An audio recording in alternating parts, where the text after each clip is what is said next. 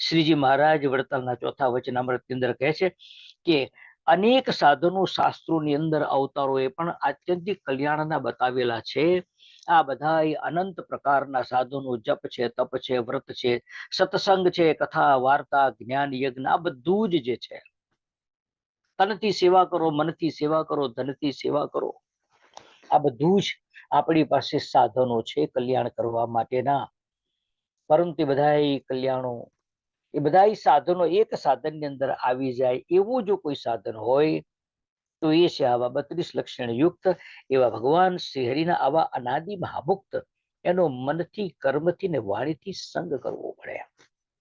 ઉપલક મને કરેલો સમાગમ એ બધા સાધનોને એકતા એક સાધનમાં લાવી ન દે, પણ મન, કર્મ અને વચનથી જો સમાગમ કરવામાં આવે તો એ સત્પુરુષ જે છે ને એનો સમાગમ એ મારે તમારે માટે બ્રહ્મયજ્ઞ થાય. અને એ યજ્ઞ કરતા કરતા એનો સમાગમ મનથી, કર્મથી ને વચનથી કરતા સાક્ષાત બ્રહ્મ કહેતા ભગવાનની મૂર્તિ આપણા આત્માની અંદર પધરાવી દે છે.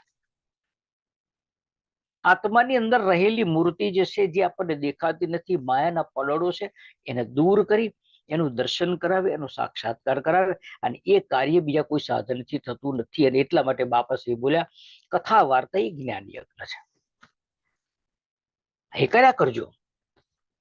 એ કરવાથી તમને નુકસાન કશું જવા નથી, ફાયદો જ થવાનો છે. પણ એ કરતા કરતા કેટલાય નુકસાનને માર્ગે પણ ગયા છે.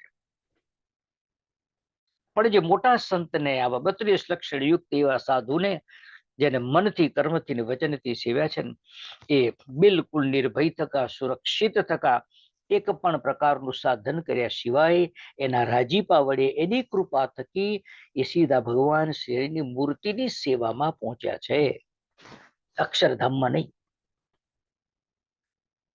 આ મોટા સંતનો મહિમા છે.